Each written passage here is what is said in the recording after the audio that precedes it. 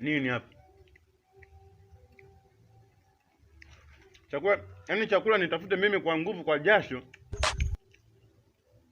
Alafu naanza kusema eti baba, bila kunipa mafuta ya upako tungekuwa tunaendelea kula sogeza siku mchisha na ugali. Halo.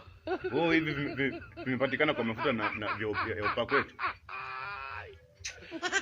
Wala kano. Ole giza hapa. Halo.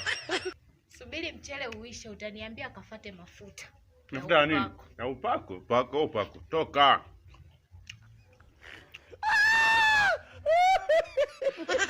Wala kano.